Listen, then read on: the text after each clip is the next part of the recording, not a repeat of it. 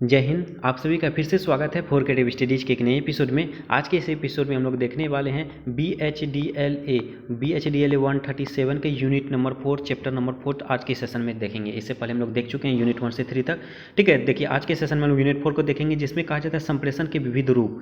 ठीक है, जब संप्रेषण के विविध रूप, ये संप्रेषण के बारे में हम लोग जानेंगे, इसके कितना कितना रूप हैं। तो संप्रेषण के 3 रूप हैं, जैसे साक्षात्कार हो गया, संवाद हो गया, सामाजिक आदान प्रदान हो गया। इसके बारे में हम लोग आज के सेशन में जानेंगे और ये यूनिट आप सबों के लिए काफ़ी ज़्यादा महत्वपूर्ण है। इसमें इससे जो डायरेक्टली आपके एग्जाम में पूछे जाते हैं, है ना, तो आपके लिए भी इंपॉर्टेंट रहेगा। तो चलिए हम लोग देखते हैं पहला टॉपिक में क्या कहा जाता है। देखिए सिंपल तरीके से आप समझो क्या कहा जाता है। संप्रेषण जो होती है, संप्रेषण मतलब समझ हम लोग पहले भी देख चुके हैं संप्रेषण क्या होता है, संप्रेषण के प्रकार क्या है, मौखिक, लिखित, ये सब संप्रेषण के प्रकार हैं। और ये जो भाषा है ये संप्रेषण का जो सबसे बड़ा आधार है। ठीक है, तो संप्रेषण होता है क्या, जैसे सिंपल तरीके से समझो, जैसे कि आप आदान प्रदान मतलब भाषाओं की आदान प्रदान, आप जैसे मैं आपको बता रहा हूँ, समझा रहा हूँ, एक प्रकार का ये भी संप्रेषण है। आप किसी को इशारा के माध्यम से कुछ बताने की कोशिश कर रहे हो, वो भी संप्रेषण है। या किसी को चिट्ठी के माध्यम से, लिख के माध्यम से भी किसी को कुछ बताने की कोशिश कर रहे हो, समझाने की कोशिश कर रहे हो, वो भी संप्रेषण है। मौखिक हो, लिखित हो, ये सभी के सभी प्रकार के संप्रेषण होती है। ठीक है, तो चलिए हम लोग यहाँ से देखिए क्या कहा जाता है। प्राणी जगत के विकास के साथ साथ संप्रेषण के अनेक रूप विकसित हुए हैं। जिस तरह से प्राणियों में विकास हुआ है, सेम उसी प्रकार से जो है ना हम लोग का संप्रेषण में भी काफ़ी ज़्यादा विकास हुआ है। ठीक है, जैसे कि कहा जाता है ना कि पहले लिखित हुआ करता था, मौखिक हुआ करता था, उसके बाद धीरे धीरे धीरे इतना डेवलप्ड हुआ, डेवलप्ड होने के बाद जो अब जो चित्रों के माध्यम से भी हो सकेगा, उसके कंप्यूटर के माध्यम से भी होने लगी है। ठीक है, संप्रेषण इतनी विकसित हुई है। जैसे पहले क्या होता था, आमने सामने ही वार्तालाप करने के माध्यम से संप्रेषण होती थी, बात होती थी, वार्तालाप होती थी। अभी जो ना व्हाट्सएप के जरिए आप मैसेज टेक्स्ट भेज देते हो। ये सभी क्या हुआ, स्मार्ट युग के कारण ये सब चीज़ क्या हुआ, डेवलपिंग हुआ, विकास हुआ, विकसित हुआ है ना। ये सब चीज़ें इसमें निहित है। ठीक है, उसी प्रकार कहा जाता है इन मूलभूत रूपों में साक्षात्कार हो गया, संवाद और सामाजिक आदान प्रदान, ये तीनों जो है इसके महत्वपूर्ण रूप हैं। इसको हम लोग आगे हम लोग जानेंगे भी। ठीक है, तो यहाँ से भी देखिए क्या कहा जाता है। भाषा जो है संप्रेषण का आधार है। इसकी चर्चा अन्य इकाइयों में की गई है। इसके बारे में हम लोग पहले भी इकाइयों में की गई है। ठीक है, तो सबसे पहले हम लोग यहाँ देखते हैं साक्षात्कार। देखिए यहाँ भी जो है ना साक्षात्कार हो गए, संवाद हो गए, सामाजिक आदान प्रदान के विभिन्न प्रकार, इसमें भी जो है ना आपका सिर्फ परिचय दिया गया है। यहाँ पे साक्षात्कार के बारे में हो गया।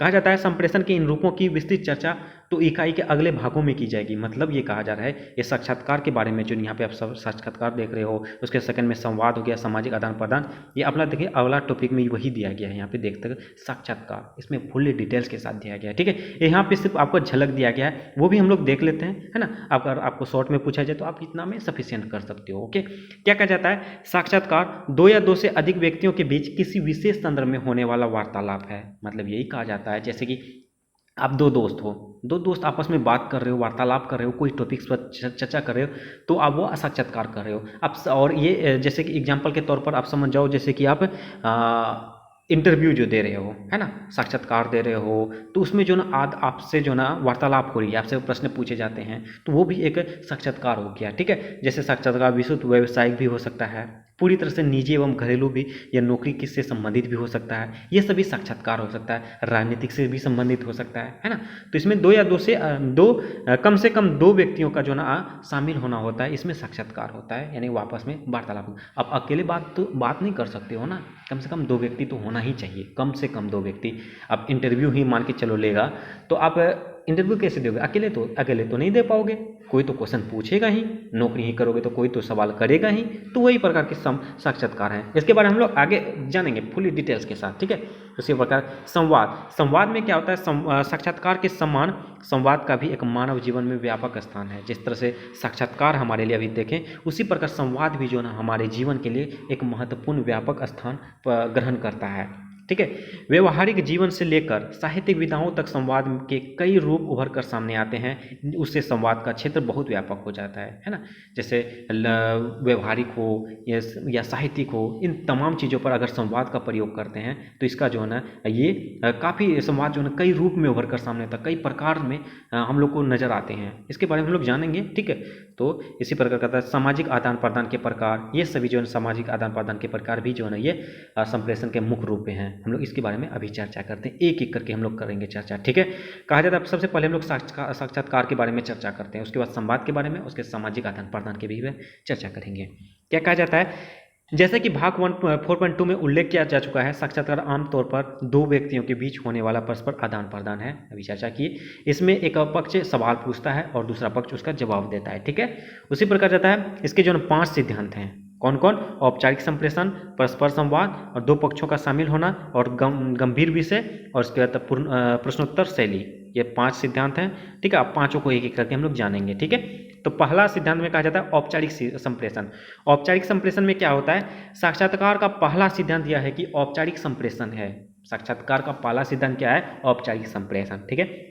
इसमें क्या होता है? इसमें होता क्या है, जैसे कि दोस्तों से बातचीत करने में अनुशासन का अभाव होता है, यानी कि जैसे आप मान के चलो दोस्तों से बात करते हो, दोस्तों से अभद्र शब्द भी यूज कर लिया जाता है। क्या आप मेरे साथ ऐसे कर पाओगे? नहीं कर पाओगे। शिक्षक और विद्यार्थियों के बीच ऐसा नहीं वार्तालाप हो सकता है ना। और एक साथ कई विषयों पर बातचीत होती है, मतलब बहुत सारे टॉपिक्स होते हैं दोस्तों से बात करने के लिए। आप घंटों घंटों तक बात कर सकते हो दोस्तों से, है ना।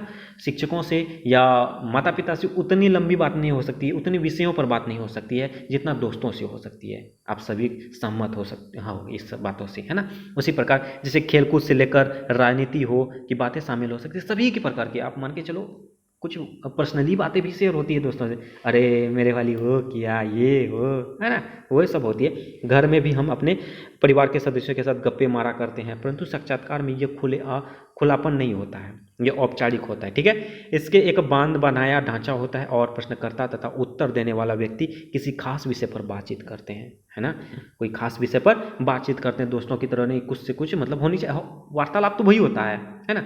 तो उसी प्रकार की बातें कही जा रही है। अतः सामान्य बातचीत और साक्षात्कार में एक महत्वपूर्ण फर्क है। जैसे कि एक नॉर्मल सी बात जो कर रहे हैं, ऐसे मतलब समय बिता रहे हैं, वो बातें, और जो मेन बातें होती है, जो जैसे कि कोई कार्य ही होगा, जो परिवार से संबंधित होगा, तो मतलब कोई भी जो इंपॉर्टेंट काम होगा, उन दोनों में फ़र्क भी है कि सामान्य बातचीत में कोई ढांचा नहीं होता है, सामान्य बात में कोई लिमिटेशन नहीं होता है, कोई मतलब कि कैसा भी वर्ड बोल दो, कोई दिक्कत ना है। फिर अगर ये जबकि साक्षात्कार में ढांचे के तहत विचार विमर्श होता है, उसमें जो अगर इंपॉर्टेंट होगा उसमें हर बातों को ध्यान दिया जाता है, उसमें विचार विमर्श किया जाता है, आप क्या बोलोगे, क्या सही है बोलना, वो सब बातें इसमें निहित होती है। ये आपका औपचारिक तरीके से, ठीक है। उसी प्रकार का दूसरा आपका सिद्धांत आ जाएगा परस्पर संवाद। परस्पर संवाद क्या होता है? साक्षात्कार में आदान प्रदान होता है। ये साक्षात्कार में जो है ना, ये एक दूसरे पर आदान प्रदान होता है। इसका कहने का तात्पर्य है कि इस आदान प्रदान के दौरान दोनों पक्षों को एक दूसरे की शाब्दिक और आंगिक अभिव्यक्ति का ध्यान रखना होता है। साक्षात्कार आमतौर पर अपने आमने सामने ही होते हैं, अतः दोनों पक्षों को एक दूसरे की भावनाओं का ख्याल रखना पड़ता है। जैसे मान के ही चलो आप दो दोस्त हो, ठीक है, दो दोस्त जो है ना आपस में वार्तालाप करते हो, संवाद करते हो, बात करते हो कोई भी टॉपिक्स पे, आप ऐसे मतलब कि आप तो बातों पर ध्यान देते होंगे ना कि नहीं मैं क्या बोलूँगा जिससे कि उन सामने वालों को हर्ट ना हो, है ना, और मुझे जो भी बोलना है ताकि सही तरीके से बात हो, कोई अभद्र वद्र नहीं बोलना है। ये आपका परस्पर संवाद हो गया। आमने सामने जो भी हो उसके रिस्पेक्ट के साथ साथ बात करना, हम क्या बोल रहे हैं क्या नहीं बोल रहे हैं, उन बातों पर भी ध्यान रखना होगा। तो ये परस्पर संवाद हो गया, ओके। उसी प्रकार कहा जाता है दो पक्षों का शामिल होना। दो पक्षों का शामिल होने का मतलब ये है, साक्षात्कार का एक महत्वपूर्ण सिद्धांत यह भी है, इसमें दो पक्ष शामिल होते हैं। प्रश्न पूछने वाला साक्षात्कार की शुरुआत करता है और उसका जिसका साक्षात्कार लिया जाता है वो प्रश्नों का जवाब देता है। उदाहरण के लिए पत्रकारिता के साक्षात्कार में रिपोर्टर साक्षात्कार लेता है और उसके विषय में आधार पर प्रश्न पूछता है। जैसे मान के ही चलो इसमें रिपोर्टर के बारे में बताया गया है। रिपोर्टर जैसे मान के चलो कहीं घटना हो गया, कोई राजनेता ही हो गया, क्या मतलब है कि रिपोर्टर जाके जो ना मतलब कि होता है ना कि आपसे सवाल पूछे जाते हैं। जैसे मान के चलो आप इग्नू में टॉप कर गए हो, टीवी पे आने वाले हो, तो आपसे जाके सवाल पूछे जाते हैं, बताइए अमीन जी आपने किस तरह से तैयारी की, कहाँ से तैयारी की, और आने वाले पीढ़ियों पे आप क्या बताना चाहते हो। ये सब जो है ना आपके रिपोर्टर आपसे पूछेंगे जाएंगे। उसके बाद आपका रिप्लाई होता है कि मैंने 4 क्रिएटिव स्टडीज से पढ़ा, और आप सबों को मैं यही कहूँगा कि 4 क्रिएटिव स्टडीज को से पढ़ाई कीजिए, ठीक है, मतलब एग्जाम्पल लिया मैंने, है ना। तो ये सब बातें दो पक्षों का शामिल होना हो जाएगा, ओके। उसी प्रकार का जाता है गंभीर विषय। गंभीर विषय मतलब हो जाएगा साक्षात्कार में किसी गंभीर विषय का होना आवश्यक है। साक्षात्कार मतलब वार्तालाप में जो है किसी गंभीर विषय का होना आवश्यक होता है। जैसे आप एक होता है ना दोस्तों से बात करते हैं कोई भी बात कर लेते हैं, लेकिन ऐसे होते हैं इसमें गंभीर विषय में कुछ ऐसे बातें भी होती हैं। जैसे आप मान के चलो स्टडी से रिलेटेड हो कि भाई कैसे पढ़ाई करें जैसे कि अच्छे मार्क्स ला पाए, तो भाई ऐसे पढ़ो वैसे पढ़ो, मतलब ध्यान देना होता है। वो हुआ गंभीर बातें। कला हो गया, संस्कृति हो गया, खेलकूद, पढ़ाई लिखाई, ये सब चीज़ें पे हो गया, है ना। ये सब चीज़ें हो गया। उसके लास्ट आपका सिद्धांत में आ जाएगा आपका प्रश्नोत्तरी शैली। साक्षात्कार प्रश्नोत्तरी शैली में होते हैं। साक्षात्कार प्रश्नोत्तरी शैली में होते हैं। प्रश्न किसी खास उद्देश्य से पूछे जाते हैं। यदि आप नौकरी के लिए साक्षात्कार देने जाते हैं तो आपसे प्रश्न इसलिए पूछे जाते हैं कि चयनकर्ताओं को मालूम हो सके कि आप पद विशेष के लिए योग्य हैं। जैसे मान के चलिए लो, आप में से बहुत सारे ऐसे होंगे जो इंटरव्यू दिए होंगे, तो आपका इंटरव्यू देने का मकसद क्या होता है और इंटरव्यू लेने का मकसद क्या होता है? ऐसे अल्लर झलर को मतलब उठा के लेके चला जाए, आपको नौकरी दे देगा? नहीं ना। आप सही में इससे योग्य हो, इसलिए इसका प्रश्नोत्तर प्रश्न पूछे जाते हैं। इसके लिए चयन करता होता है, चयन किया जाता है। तो ये प्रश्नोत्तरी शैली ये साक्षात्कार के अंतर्गत ही आते हैं। ठीक है। उसके बाद नौकरियों के लिए साक्षात्कार हो जाएगा। साक्षात्कार शब्द अर्थ का दायरा अत्यंत व्यापक है। आमतौर पर साक्षात्कार का नाम आते ही नौकरियों के लिए आयोजित साक्षात्कार का खासा ही दिमाग में सबसे पहले उभरता है। साक्षात्कार का मतलब यही होता है कि सबसे पहली बात चयनकर्ता, यही माइंड में घटकना चाहिए कि साक्षात्कार मतलब होता है चयनकर्ता। आप में जितना योग्य हैं वो आप में साक्षात्कार होगी, है ना। उसी प्रकार कहा जाता है। साक्षात्कार कई तरह का होता है, जैसे कि हो गया प्रतिस्पर्धाएं परीक्षाएं, जैसे IAS IPS आदि परीक्षाओं के लिए लिया जाने वाला साक्षात्कार, है ना। UPSC हो गया, स्टेट PCS हो गया। आपका फाइनल में क्या होता है, इंटरव्यू लिया जाता है। वो सब चीज़ें इसमें साक्षात्कार हो गई। ठीक है। होता है ना, साक्षात्कार में मेरे भैया का इतना मार्क्स आने वाला है, ऐसा अगर साक्षात्कार में अच्छा मार्क्स आता तो भैया का रैंक अच्छा होता है, ऐसी बातें हैं ना। उसे पर व्यावसायिक सेवाएं, डॉक्टर इंजीनियर आदि के लिए भी लिया जाने वाला साक्षात्कार। उसके तहत शैक्षिक सेवाएं, अध्यापक आदि नियुक्ति के लिए भी साक्षात्कार लिए जाते हैं। ये सब चीज़ें इसमें साक्षात्कार के रूप हैं, साक्षात्कार के प्रकार हैं। ठीक है। तो ये सब चीज़ें वही है, सिंपल तरीके से सेम टू सेम। उसी प्रकार हम लोग नेक्स्ट में हम लोग देखते हैं। अब जैसे कुछ प्रश्न भी पूछे गए हैं। ठीक है। तो संवाद में क्या होता है, संवाद के बारे में भी देखें हम लोग, उसके बारे में हम डिटेल से समझते हैं। ठीक है। तो संवाद में क्या होता है, संवाद भी संप्रेषण की एक सशक्त माध्यम है। जिस तरह से साक्षात्कार था, उसी प्रकार संवाद भी एक सशक्त माध्यम है। वास्तव में व्यक्ति प्रातः उठने से लेकर रात को सोने तक कई तरह के संवादों से गुजरता है। आप सुबह जगते हो, जगने से रात तक के बीच में आप कितनी चीज़ों को, कितनी परिस्थितियों को, कितने लोगों से, कितने बातों से गुजर के देखते हो, ये सभी संवाद है। उसमें जानते हैं संवाद का एक ही रूप वार्तालाप भी है। संवाद का एक ही रूप है वार्तालाप, आपस में वार्तालाप करना, है ना। उसी प्रकार जो सुबह उठते ही शुरू हो जाता है और रात तक चलते ही रहता है। सुबह जगने के बाद हाय मैसेज, अरे good morning, good morning, good morning. उसके बाद नाश्ता कर लो, खई कर लो, कॉलेज जाओ, ऑफिस जाओ, आओ, खाओ, रेस्ट करो, आराम करो, सोने तक, मतलब यही सब चीज़ें होती रहती है ना। उसी प्रकार जाता है साहित्यिक कृतियों में संवाद को कथोकथन रूप में भी अभिव्यक्त किया जाता है। लेकिन यहाँ जीवन के व्यापक मानवीय संप्रेषण के निहित संवाद की अवधारणा पर विचार किया जाएगा। यहाँ पे हमारे जीवन के, मानव जीवन के लिए जो भी संवाद होगी उसके बारे में चर्चा करेंगे। ये आपके जीवन यापन के लिए भी बहुत ही महत्वपूर्ण योगदान होगा कि किस तरह से हम जीवन यापन कर रहे हैं। इसमें भी आपको काफ़ी ज़्यादा जानकारियाँ मिलेगी। जैसे कहा जाए दो देशों के बीच शिखर वार्ता, यानी कि दो देशों के बीच जो आपस में वार्ता होती है, जैसे कोई भी संगठन हो, कोई भी समूह हो, कोई नया संधि हो, कोई नया चीज़ें अनुसंधान करें, है ना। ये सब चीज़ों के लिए भी संवाद उपयोगी होता है। उसी प्रकार साहित्यिक या कला संस्कृति विषय संवाद में भी होता है। आप खेलकूद हो गया, साहित्यिक क्षेत्रों में हो गया, संस्कृति के कल्चर के हो गया, इन तमाम चीज़ों में भी संवाद होती है ना। उसी प्रकार साहित्यिक कृतियों या फिल्म नाटक आदि में सृजित संवाद, अब फिल्म ही नाटक हो गया तो क्या अकेले कुछ भी हो जाएगा, उसमें भी संवाद हो जाता है, वार्तालाप किया जाता है। और ज्ञान विज्ञान के क्षेत्र में भी ये दो या दो से अधिक विद्वानों का संवाद होता है। मान के चलो अभी कोई भी फैसला लेने वाले हैं, आप मौसम की जानकारियाँ यहीं देगी, तो क्या मतलब अकेले एक विद्वान कोई भी फैसला ले लेता है कि नहीं आज के दिन में ऐसा होने वाला, नहीं, ऐसा नहीं होता। इसका एक टीम होता है, इसके समूह होते हैं। तो सभी वैज्ञानिक जो ना, अगर सभी सहमत हो गए कि हाँ ऐसा होने को है, तो वो सही बात है, वो तब उसके बाद पब्लिश किया जाएगा, है ना। तो इसी यही बातें हैं। उसके बाद व्यक्तिगत स्तर के संवाद, ये सभी के सभी संवाद के स्तर हैं, संवाद के प्रकार हैं। तो सिंपल तरीके से हम लोग समझ सकते हैं ना कि दो देशों के बीच शिखर वार्ता क्या हो सकता है। ये विश्व के दो या दो से अधिक देशों के बीच तनाव या संघर्ष हो सकता है। जैसे अभी रूस और यूक्रेन के बीच चल रही है, तो इसमें कुछ देश इसमें रूस को समझा रहे हैं, कुछ देश यूक्रेन को समझा रहे हैं, है ना। ये सब चीज़ वार्ता हो गया है। ये सभी दोनों देशों के बीच शिखर वार्ता के लिए संघर्ष किए जाते हैं ना। तो यही बातें कही जाती है। जैसे अपना देश में एक शिमला समझौता हुआ था, है ना, भारत और पाकिस्तान के बीच शिमला समझौता 1972 ईस्वी में हुआ था। ये अंतर्राष्ट्रीय स्तर पर एक समझौता हुआ, ये भी एक संवाद है, ठीक है।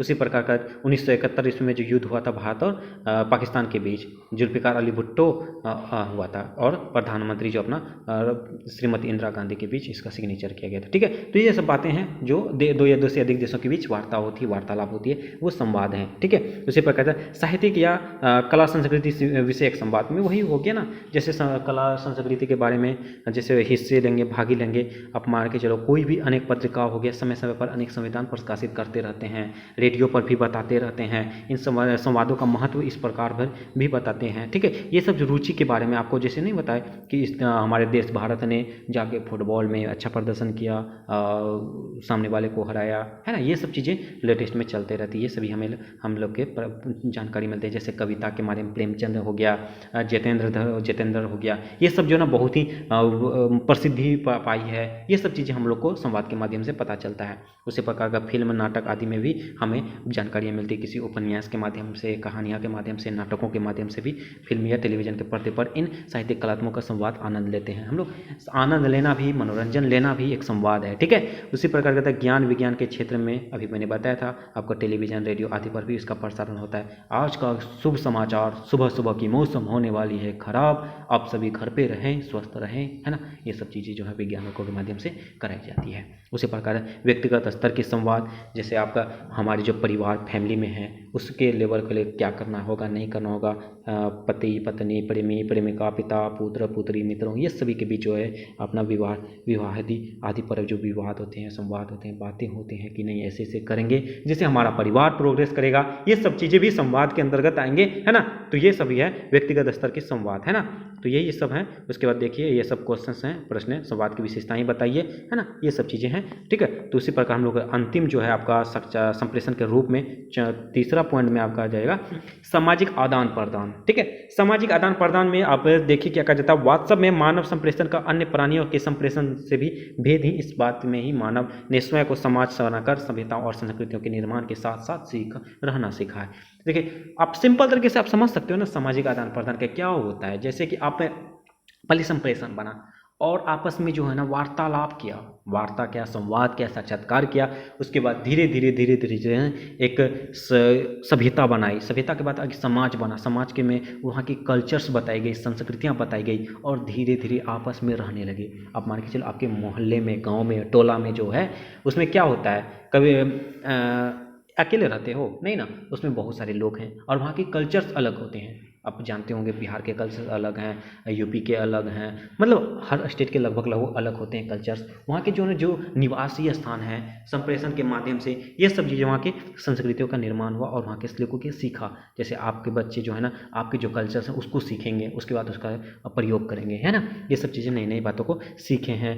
और जैसे कि हम लोग को वेद व्यास के माध्यम से भी पता चला, महाभारत के बारे में हमें पता चला है। वेद व्यास जो महाभारत के रचयिता था उसके बारे में हम लोग महाभारत के बारे में जानकारी मिली। विष्णु शर्मा जो पंचतंत्र के बारे में बताया उसके बारे में हम लोग को जानकारियाँ मिली।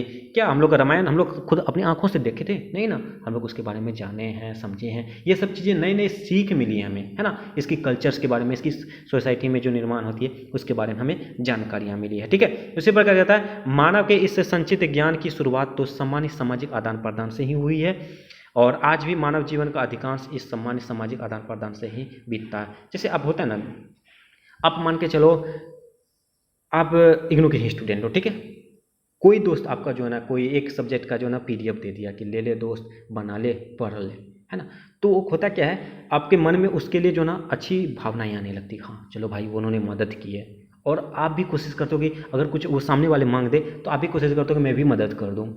ये होता है सामाजिक आदान प्रदान, आप दोनों के बीच अच्छी रिश्ते बन गए, अच्छी मित्रता बन सकती है ना। ये सब चीज़ें होती है शुरुआत में आपने हेल्प किया और उसने हेल्प किया, तो धीरे धीरे जो ना आप दोनों में बहुत लगाव भी होता है ना। ये सब चीज़ बहुत आप में से बहुत ऐसे मित्र बने होंगे जो आप दिल्ली के हो तो बिहार के मित्र बन गए। कैसे बना? कोई ना कोई हेल्प के माध्यम से बना, ये आदान प्रदान के माध्यम से बना। ये सभी चीज़ें हैं ना साक्षात्कार यानी कि संप्रेषण का एक रूप है। उसी प्रकार मानव जीवन में सामाजिक आदान प्रदान के अनेक रूप और स्तर हैं, है ना। जैसे एग्जाम्पल लिया मैंने सोशल मीडिया के माध्यम से ही हो, अब सोसाइटी में ही जैसे मान के चलो आपके आंटी के हैं मम्मी और आंटी में कभी कोई होता है ना कि अरे यार मेरे यहाँ चीनी खत्म हो गया, अब दुकान जाएंगे लाएंगे, इससे बढ़िया के बगल वाली आंटी से, पड़ोसी वाली आंटी से मांग लो, 1 चम्मच आंटी चीनी दे दो, चाय बनाने में है और ख़त्म हो गई है। तो ये सब चीज़ें जो ना आदान प्रदान भी बहुत सारे स्तर हैं, बहुत सारे इसके लेवल हैं, ठीक है, यही प्रकार की ये सब चीज़ें हैं। इसमें से जैसे कि सामान्य शिष्टाचार का आदान प्रदान, आपके शिष्टाचार कैसे हैं, एक कहता ना कि अरे मेरा दोस्त है ना वो बहुत अच्छा उसका शिष्टाचार है, आप उससे भी बहुत कुछ सीखते हो, है ना, ये है उसके सामाजिक संस्कृतियाँ, रस्में, त्यौहार का आदान प्रदान। आप मान के चलो जो विदेशी हैं, विदेशी अगर भारत में आ जाए, यहाँ के जो त्यौहार हैं, दीपावली है, छठ है, उसके बाद दशहरा आ रहा है, ईद है ना, ये सब चीज़ जो हैं जितने भी त्यौहार हैं, पर्व हैं, वो उन्होंने भी अगर यहाँ पे निवास कर लिया तो वो भी धीरे धीरे ढल जाते हैं, वो भी इसमें इंजॉय करने लगते हैं, पार्टिसिपेट करने लगते हैं, है ना। तो ये हुआ आदान प्रदान। उसके तहत उच्च ज्ञान, साहित्य, कला, संस्कृति संबंधी आदान प्रदान। अब मान के चलो उच्च ज्ञान कैसे प्राप्त होता है, जैसे मैं अभी शिक्षा दे रहा हूँ तो मैं भी कहीं ना कहीं पढ़ा हूँगा ना, किसी से पढ़ा हूँगा ना, तो वो आदान प्रदान हो गया, है ना। मैं अब आपको पढ़ा रहा हूँ, समझा रहा हूँ, तो आपको ये ज्ञान आदान प्रदान हो गया, ये सामाजिक आदान प्रदान हो गया। साहित्य में हो गया, कला में हो गया, आप मान के चलो खेलकूद ही जाओगे या संस्कृति के बारे में जानोगे या कला के बारे में जानोगे तो कहीं ना कहीं सीखे होंगे, सीखते होंगे, किसी से देखते होंगे, तो ये सब आदान प्रदान हो गया, है ना। देश के विभिन्न क्षेत्रों प्रांतों में आदान प्रदान हो गया, अंतर्राष्ट्रीय स्तर पर आदान प्रदान हो गया, व्यावसायिक क्षेत्र पर आदान प्रदान हो गया, यही सब चीज़ें हैं सामाजिक आदान प्रदान, है ना। तो सिंपल तरीके से आप समझ सकते हो, है ना, ये सब चीज़ें, यही सब बातें हैं, है ना। तो इसमें कोई मतलब समझाने योग्य था जो मैं समझा दिया। उम्मीद करता हूँ आप सभी इस सेशन को समझ चुके होंगे। यूनिट 4 में जो भी कहने की बात थी उसको मैंने समझाया, और साक्षात्कार क्या होता है, संवाद क्या होता है, सामाजिक आदान प्रदान क्या होता है, इसके बारे में उम्मीद करता हूँ आप सही तरीके से और सरल भाषा में समझ चुके होंगे। इस तरह से यूनिट 4 में जो भी बातें दी गई थी हम लोग उसको समझे और जाने, और एग्जाम में अगर पूछे जाएंगे तो आप सरल भाषा में आसानी तरीके से, बेहतरीन तरीके से लिख सकते हो और अच्छे अंक प्राप्त कर सकते हो। और उम्मीद करता हूँ आज का सेशन आप सभी के लिए काफ़ी ज़्यादा फायदेमंद साबित हुआ होगा, और बहुत ही जल्द यूनिट 5 आने वाली है, आप सभी हमारे साथ जुड़े रहिए। और एक निवेदन है, जो भी चैनल में पहली बार आए हैं और चैनल को सब्सक्राइब नहीं किए तो प्लीज़ चैनल को सब्सक्राइब जरूर कर लीजिए और बेल आइकन को जरूर हिट कीजिए। सेशन अच्छा लगे तो लाइक जरूर कीजिए, कमेंट के माध्यम से जो भी डाउट हो डाउट पूछिए, और अपने दोस्तों को भी ज़्यादा से ज़्यादा शेयर कीजिए। चलिए मिलते हैं नेक्स्ट सेशन में, तब तक के लिए थैंक यू, जय हिंद।